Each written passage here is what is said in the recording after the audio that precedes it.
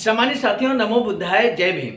हमेशा की भांति एक बार पुनः हम लेकर आ गए हैं डॉक्टर अंबेडकर संदेश का मतलब होता है बाबा साहब के भाषण या बाबा साहब के शानदार लेख का। डॉक्टर अंबेडकर संदेश नियमित सुबह 5 बजे हम लाते हैं आवाज का ऑफिशियल यूट्यूब चैनल के माध्यम से। मुझे पूरा भरोसा है कि आपने यूट्यूब चैनल आवाज का ऑफिशियल को सब्सक्राइब जरूर कर लिया होगा। बाबा साहब के आंदोलन को समझने का यही एकमात्र डॉक्टर अंबेडकर संदेश के माध्यम से, बाबा साहब डॉक्टर अंबेडकर संपूर्ण वाङ्मय के माध्यम से, बाबा साहब के विभिन्न लेख, बाबा साहब के क्रांतिकारी भाषण हम आप तक नियमित। अंबेडकर संदेश में कभी बात होती है महार सत्याग्रह की, तो कभी बात होती है गोलमेज सम्मेलन की, कभी बात होती है मन स्मृति दहन की, तो कभी बात होती है भारतीय संविधान की, और कभी लेकर आते हैं बाबा साहब के ऐसे स्पीचेस जो बुद्धिज्म को लेकर क्रांतिकारी स्पीचेस बाबा साहब के होते हैं। तो इसलिए डॉक्टर अंबेडकर संदेश के साथ नियमित आप जुड़े रहेंगे, ऐसा मुझे पूरा विश्वास है। आज का डॉक्टर अंबेडकर संदेश बहुत ही खास होने वाला है। आज के डॉक्टर अंबेडकर संदेश में मिलेगा एक बड़ा संदेश, और ऐसा संदेश जो समाज के जन जागरण के लिए बेहद उपयोगी होगा। डॉक्टर अंबेडकर संदेश को लेकर हम उपस्थित हो चुके हैं। मैं हूं शरणजीत आर्य, राष्ट्रीय कोषाध्यक्ष आवाज का, नई दिल्ली। सम्मानित साथियों, नमो बुद्धाय, जय भीम। आज का डॉक्टर अंबेडकर संदेश बहुत खास होने वाला है, क्योंकि आज के डॉक्टर अंबेडकर संदेश में हम आपको बताने वाले हैं कि बाबा साहब चाहते थे कि अखिल भारतीय लेवल पर एक ऐसा संगठन बने जो पूरे अस्पृश्यों और दलितों का नेतृत्व प्रदान करे और उनके साथ हो रहे शोषण अत्याचार को वो पूरे विश्व बिरादरी के समक्ष रखे, ताकि और बाबा साहब इतना ही नहीं, इस बात को भी कहते हैं कि आखिर जो शोषण अत्याचार अस्पृश्यों पर होता है, दलितों पर होता है, तो उसका जिम्मेदार कौन है। ये बहुत ही महत्वपूर्ण बिंदुओं को लेकर, और खासकर ये 8 अगस्त 1930 को बाबा साहब के द्वारा दिया गया भाषण, जो कि गोलमेज सम्मेलन, प्रथम गोलमेज सम्मेलन 1930 12 नवंबर 1930 को होता है, उसके ठीक पहले दिया गया बाबा साहब का एक क्रांतिकारी स्पीच है। इसलिए आज का डॉक्टर अंबेडकर संदेश बहुत खास होने वाला है, जो कि प्रसारित किया जा रहा है स्थान Buddha Bodhisattva Ambedkar international centre BBIC, Sarnath, Varanasi, राज्य उत्तर प्रदेश, देश भारत से। विषय अखंड भारत हमारा ध्येय है, ऐसा बाबा साहब कहते हैं। बाबा साहब डॉक्टर अंबेडकर संपूर्ण वाङ्मय खंड 38 से पेज नंबर 217 से 220 तक का ये 13वां भाग लेकर हम इस विषय के अंतर्गत 13वां भाग है डॉक्टर अंबेडकर संदेश का। इसके पूर्व के सभी भाग आवाज का ऑफिशियल यूट्यूब चैनल पर मौजूद है, आप निश्चित रूप से उनका अवलोकन कर सकते हैं, आप स्वयं भी देख सकते हैं। 8 अगस्त 1930 को बाबा साहब स्पीच देते हुए कहते हैं दलित वर्ग के संगठन के बारे में। कहते हैं, मेरे अनेक मित्रों का कहना है कि हमारी इस स्थिति प्राज्ञ नीति के कारण दलित वर्ग का बहुत बड़ा नुकसान होगा। उनकी राय है कि दलित वर्ग को अंग्रेज सरकार के साथ या इंडियन नेशनल कांग्रेस के साथ जुड़कर रहना चाहिए। बहुत महत्वपूर्ण प्रश्न यहाँ पर बाबा साहब के समक्ष है। बाबा साहब कहते हैं, मेरे जो मित्र हैं वो कहते हैं कि दलितों को या तो अंग्रेज सरकार के साथ रहना चाहिए या इंडियन नेशनल कांग्रेस के साथ रहना चाहिए। बाबा साहब इस बारे में क्या बाबा साहब का विचार है, इसको सुनना बेहद ज़रूरी है। बाबा साहब कहते हैं कि मैंने उनकी इस सलाह कई बार सोचा, तो मुझे यकीन हुआ कि इन दोनों से अलग रहने में ही दलित वर्ग की सुरक्षा है। जैसे कि मैंने पहले ही बताया है कि साम्राज्य अंतर्गत स्वराज का विरोध नहीं कर सकता, क्योंकि मुझे इस बात का पूरा यकीन है कि अंग्रेज सरकार हमारी समस्या का समाधान ढूंढने के लिए कभी भी समर्थ नहीं थी, लेकिन कांग्रेस में शामिल होने के कारण ही अपना सवाल हल होने की दिशा हम आगे बढ़ रहे हैं। हमारी समस्या हल होने की दिशा में हमारी प्रगति हो रही है। ये मैं बिना सोचे समझे कैसे कह सकता हूँ। कहा जाता है कि वर्तमान पार्टी अर्थात कांग्रेस अस्पृश्यता पालन को मान्यता नहीं देती। सारी जनता का प्रतिनिधित्व करने वाली केवल यही एकमात्र संस्था है, ऐसा कहा जाता है। इसमें कोई शक नहीं है कि मिस्टर महात्मा गांधी के नेतृत्व में कांग्रेस ने अस्पृश्यता के रिवाज का निषेध करने वाला प्रस्ताव पारित किया है, लेकिन उस पर अमल करने के लिए कांग्रेस वर्तमान पार्टी ने प्रचार प्रसार के लिए अपने सदस्यों पर खादी के इस्तेमाल की शर्त लगाई है। लेकिन अस्पृश्यता का पालन न करने की शर्त वर्तमान पार्टी ने अपने सदस्यों के लिए क्यों नहीं रखी? बहुत बड़ी बात बाबा साहब यहाँ पर कहते हैं कांग्रेस पार्टी के संबंध में। वो ये कहते हैं कि महात्मा गांधी ने, उनके नेतृत्व में कांग्रेस पार्टी ने अस्पृश्यता का निषेध करने का एक प्रस्ताव पारित किया है। कांग्रेस पार्टी ने एक प्रस्ताव ये दिया है अनिवार्य रूप से कि जो कांग्रेस पार्टी के सदस्य पदाधिकारी होंगे वो खादी पहनेंगे, खादी के कपड़े पहनेंगे, ये शर्त लगाई गई है। लेकिन वास्तव में कांग्रेस पार्टी और महात्मा गांधी अस्पृश्यता का निषेध चाहते हैं, भारत के अंदर अस्पृश्यता समाप्त हो जाए। क्या उन्होंने इस तरह की शर्त अपने पार्टी के सदस्यों पदाधिकारियों पर लगाई है जिस तरह से खादी अपनाने पर शर्त लगाई गई है? बाबा साहब कहते हैं इसलिए हमें समझना होगा इस बात को। इस तरह के दिखावटी प्रयासों से हमें बचना होगा, सावधान रहना होगा। इस तरह के बंधन पर आसानी से अमल किया जा सकता था। अस्पृश्य सदस्य अपने अपने घर में अस्पृश्य नौकर रखकर या किसी अस्पृश्य छात्र को अपने घर में रखकर उसे पढ़ाई करने की सुविधा देकर इस शर्त का पालन आसानी से किया जा सकता था। बाबा साहब का कहना यही है कि वास्तव में जो उन्होंने प्रस्ताव पारित किया है, क्या उसको अमली जामा पहनाया है? और यदि वो अमली जामा इस तरह से पहनाते किसी अस्पृश्य छात्र को अस्पृश्य वर्ग के लोग अपने घर में रखकर उसको पढ़ाई करने की सुविधा देते, तो निश्चित रूप से एक संदेश जाता कि देखिए हाँ ठीक है, कांग्रेस पार्टी ने अस्पृश्यता का निषेध किया है और यही कारण है कि अब वो अस्पृश्य छात्रों को अपने साथ रखते हैं, अपने घर पे रखते हैं और उनको पढ़ाई के लिए आगे बढ़ाने का काम करते हैं। मिस्टर गांधी ने अस्पृश्यता निवारण के लिए जो उपाय किए उसके क्या फिर कोई परिणाम दिखाई देते हैं? प्रश्न खड़ा कर दिया बाबा साहब ने। आगे कहते हैं कि उनका भले ही बहुत बड़ा नैतिक समर्थन हो, उनके व्यक्तिगत प्रभाव और उनके विशेषतापूर्ण साधनों पर ध्यान दें, तो उन्होंने अस्पृश्यता के निवारण का अपना उद्देश्य साकार करने के लिए बहुत ही कम प्रयास किए हैं।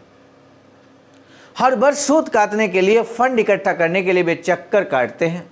उन्होंने अस्पृश्यता के खिलाफ क्या कभी ऐसी मुहिम छेड़ी है?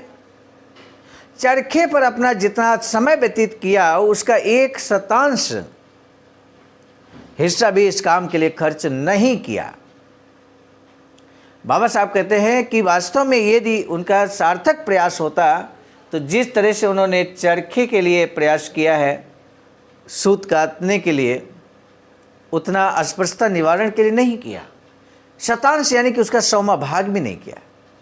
हिंदू और मुस्लिमों के बीच एकता प्रस्थापित करने के लिए 3 हफ्तों तक उन्होंने अनशन रखा था। ये बात सभी लोग जानते हैं, किंतु अस्पृश्यों का 1 दिन का भी अनशन कभी रखा है क्या? ये बातें अगर की जाती तो कोई भी कांग्रेस पार्टी के सदस्यों के मन में अस्पृश्यों के लिए अधिक दयाभाव निर्माण हो, इसके लिए मिस्टर गांधी जी ने क्या मंच से स्वीकार करते हैं। लेकिन अस्पृश्यता का कलंक दूर करने के लिए वर्तमान पार्टी ईमानदारी से कोशिश की ही नहीं। और हम सब ये भी जानते हैं कि स्वामी सदानंद ने कांग्रेस का त्याग इसी कारण किया है कि कांग्रेस पार्टी इस मामले में दिखावे के अलावा और कुछ नहीं कर रही और न ही करने के लिए तैयार है। वर्तमान पार्टी ने जो प्रस्ताव रखा है उस आधार पर अगर कोई वर्तमान पार्टी के अंतरंग के बारे में निर्णय लेना चाहे तो ये प्रकट हो जाएगा कि वर्तमान पार्टी आम लोगों के लिए है या नहीं। इस बारे में निर्णय लेते समय उसके व्यापार से संबंध प्रस्ताव जल्दबाजी नहीं करनी चाहिए। वर्तमान पार्टी के आर्थिक प्रस्तावों में उच्च वर्ग और मध्य वर्ग के हित संबंधों के बारे में ही प्रतिबिंब दिखाई देता है। ताल्लुक केवल व्यापार और उद्यमियों से ही होता है, उसमें मेहनत करने वालों की कोई जगह नहीं होती। जो संगठन केवल 1/4 या 1/6 लोगों के लिए काम करते हैं, उन्हें ये दावा करना छोड़ देना चाहिए कि वह संपूर्ण जनता का प्रतिनिधि संगठन है। बाबा साहब कहते हैं कि सही मायने में कांग्रेस पार्टी, वर्तमान जो संगठन पार्टी है, वो मुश्किल को पूरे भारत के 1/4 या 1/6 भाग के लोगों के लिए काम करते हैं, तो उन्हें हम संपूर्ण जनता का प्रतिनिधि कैसे मान लें। नमक के सत्याग्रह के समावेश वर्तमान पार्टी अर्थात कांग्रेस पार्टी के कार्यक्रम के साथ जोड़ देने से उसके बुनियादी चेहरे में कोई फर्क नहीं आने वाला। नमक पर लगाए गए कर विरोध में जिस तरह जोरदार निंदा की जा रही है, वह राजनीतिक आंदोलन का ही एक हिस्सा है। लेकिन जिस तरह हलवा खाए बगैर हलवे के स्वाद का पता नहीं चलता, उसी तरह नमक सत्याग्रह आंदोलन में भी आम जनता कुचली ना जाए, इसके लिए क्या उच्च वर्ग के कंधों के सहारे खड़ा किया जाएगा। और इसी एक बात से इस आंदोलन की सफलता निर्भर करती है कि उसके पीछे ईमानदार उद्देश्य है या नहीं। उसे केवल आने वाला समय ही स्पष्ट कर पाएगा।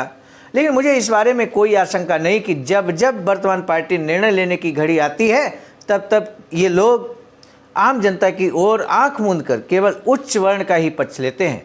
इस बारे में मुझे कोई शक नहीं है। आम जनता के प्रति वर्तमान पार्टी का उदासीन और बेफिक्र रहना मानो एक प्रकार से अनिवार्य ही है, क्योंकि वह राष्ट्रवादी लोगों का नेतृत्व करती है और वो कोई राजनीतिक पार्टी नहीं है।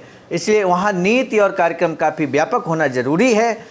सब जानते हैं कि किसी संगठन पर सबके हित संबंधों की अनेक विधि जिम्मेदारियां थोपी गई तो सबके नाम पर वह केवल कुछ एक लोगों का ही हित साध सकती है, और हित संबंधों में अगर कोई विरोध पैदा हुआ तो दुर्बल लोगों को आंधी के हवाले कर दिया जाता है।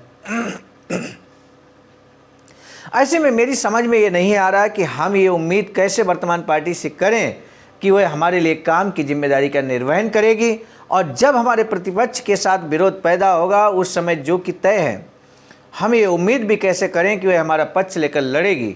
हम में से जो वर्तमान पार्टी की सेवा करने के लिए व्याकुल हैं, उन्हें ऐसा लगता है कि स्वराज प्राप्ति के बाद इस सेवा के बदले में वर्तमान पार्टी हमारी अस्पृश्यता नष्ट करेगी, और हमने यदि अभी उसकी सेवा नहीं की तो बाद में वह हमें गुलाम ही बना कर रखेगी।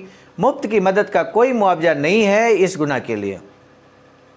इसलिए उपरोक्त सोच के बारे में अपनी राय व्यक्त करना जरूरी नहीं है, ऐसा मैं समझता हूँ। लेकिन मुझे लगता है कि एक बात करना जरूरी है, वह ये कि अब आप भले ही वर्तमान पार्टी की जितनी भी सेवा कर लीजिए, लेकिन स्वराज प्राप्ति के बाद आप इस पार्टी को कहीं नहीं पाएंगे।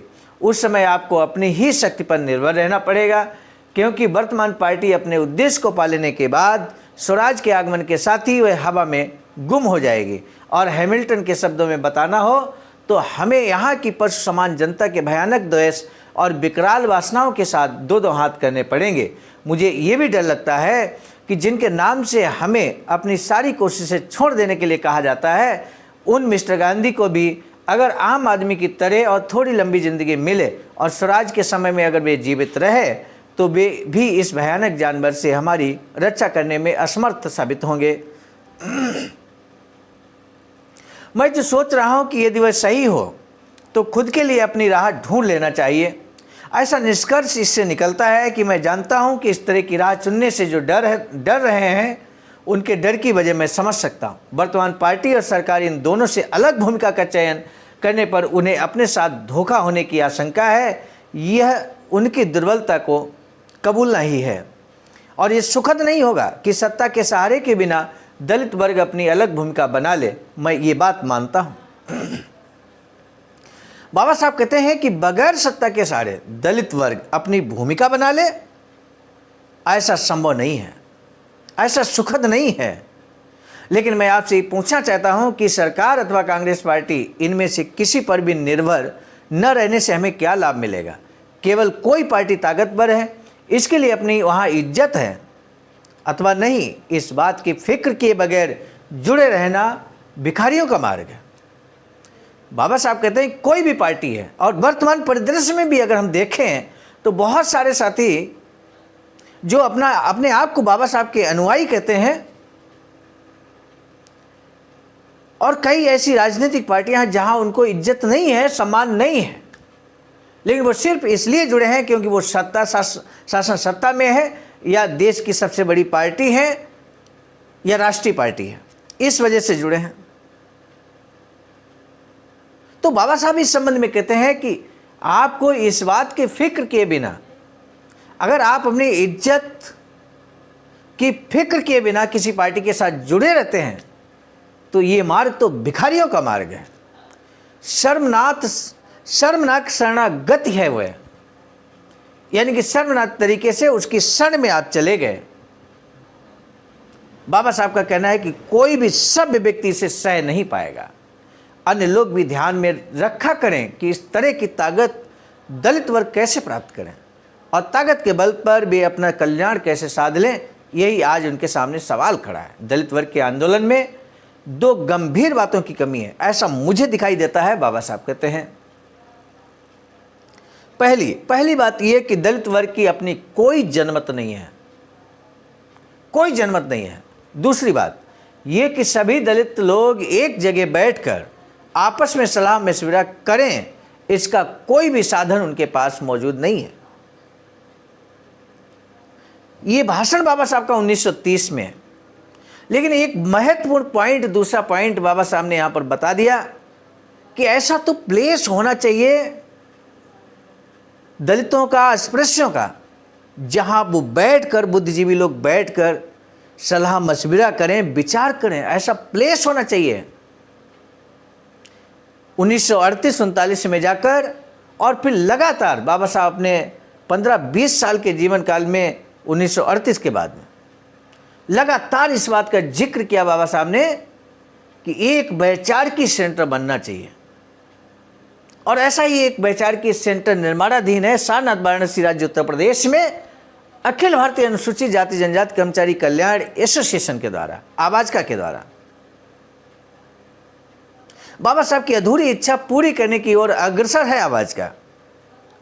बाबा साहब कहते हैं अपने दुख जैसे थे वैसे ही रहें। इसकी वजह यह है कि हम युगों युगों से गूंगे बनकर जिए हैं। अपने ऊपर होने वाले अत्याचारों को हमने व्यक्त नहीं होने दिया। न्याय के नज़रिए से देखें तो हम सरकार को या सुधारकों को भी दोष नहीं दे सकते। हमें ये बात माननी ही होगी कि जानबूझकर हमने अपने को इस हालत में रखा और उन्हें अपनी हालत के बारे में किसी भी तरह एहसास कराए बगैर या उनकी कोशिशों का समर्थन किए बगैर उन्हें दोष दे रहे हैं। अपनी सभाओं में पारित किए हुए प्रस्ताव के रूप में सरकार के सामने हमने जो मांग रखी है, उन पर सरकार की ओर से अन्य समुदायों की मांगों की तरह गंभीरता से विचार क्यों नहीं किया जाता, इस बारे में मैं चिंतित होकर सोचता आया हूँ। इससे मुझे यकीन हो गया है कि हम केवल अपने प्रांत तक ही आंदोलन छेड़ सकते हैं। किसी एक प्रांत में चलाए जा रहे आंदोलन को दूसरे प्रांत में समर्थन नहीं मिलता, लेकिन इस प्रकार का आंदोलन अगर पूरे देश के केंद्रीय संगठन द्वारा छेड़ा जाता तो निश्चित तौर पर उसे पूरे देश का समर्थन प्राप्त होता है। मुझे लगता है कि इस मामले में दलित वर्ग के जागृत होने की आवश्यकता है। मुझे लगता है कि दलित वर्ग को जागृत होना चाहिए और अखिल भारतीय स्तर पर एक ऐसा संगठन खड़ा करके उसके द्वारा अपना आंदोलन संचालित करना चाहिए। अखिल भारतीय लेवल पर, ऑल इंडिया लेवल पर एक ऐसा संगठन बनाए जिससे आंदोलन संचालित करें, ऐसा सुझाव बाबा साहब ने दिया था। और जो आवाज़ का ऑफिशियल यूट्यूब चैनल देख रहे हैं, ये भी एक संगठन के जरिए संचालित है जिसका नाम है अखिल भारतीय अनुसूचित जाति जनजाति कर्मचारी कल्याण एसोसिएशन, शॉर्ट में आवाज का कहते हैं। ये अखिल भारतीय लेवल पर संगठन संचालित हो रहा है। सम्मानित साथियों, अब इसके लिए सही मौका मिल रहा है। पिछले 2-3 सालों से all India depressed class association नाम की एक संस्था बनी हुई है, लेकिन इस संस्था के अब तक केवल पदाधिकारी ही हैं, उनके सदस्य कोई नहीं हुए। ये तो एक खुला राज है। मेरे प्रांत में ही ठीक ऐसे ही हाल है। इस प्रकार झूठी और काल्पनिक संस्था दलित वर्ग की कोई सेवा नहीं कर सकती। आप लोगों को सचमुच एक जीवंत संस्था की आवश्यक स्थापना करनी चाहिए। आपको सचमुच एक जीवंत संस्था की स्थापना करनी होगी। उसके बाद कार्यकर्ताओं का जाल पूरे देश में फैलाना होगा। कई कार्यकर्ताओं को उससे जोड़ना होगा और उसके द्वारा दलितों की भावनाएं आपको व्यक्त करनी होंगी। मेरे कहे के अनुसार इस तरह का कोई संगठन खड़ा करने के लिए, उसका संविधान बनाने के लिए इसी सभा में अगर एक छोटी सी कमेटी का गठन करेंगे तो बेहतर होगा। बाबा साहब कभी भी पेंडिंग में कोई कार्य नहीं छोड़ते थे। बाबा साहब ने सुझाव दिया कि ऑल इंडिया लेवल पर एक जीवंत संस्था बने, संगठन बने, जिसके द्वारा आंदोलन संचालित किया जा सके। और इसके लिए पेंडिंग नहीं छोड़ा। उन्होंने कहा कि हो सके तो आज के ही कार्यक्रम में एक छोटी सी कमेटी का गठन कर दिया जाए ताकि संगठन बनाने की दिशा में कदम बढ़ाया जा सके। ये कमी व्यक्त की बाबा साहब ने, संगठन की कमी व्यक्त की, और इसी संगठन की महती आवश्यकता पर बल देने के साथ ही आज का डॉक्टर अंबेडकर संदेश यहाँ पर समाप्त होने जा रहा है। अगला जो भाग है हम जल्द ही लेकर उपस्थित होंगे।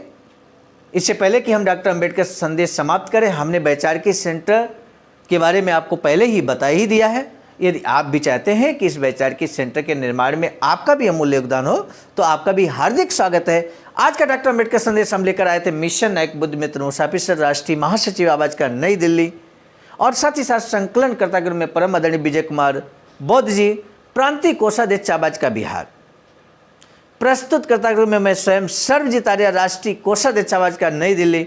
पुनः मिलेंगे नए डॉक्टर अंबेडकर संदेश के साथ, तब तक दीजिए इजाजत। आप सभी को सादर नमो बुद्धाय, जय भीम।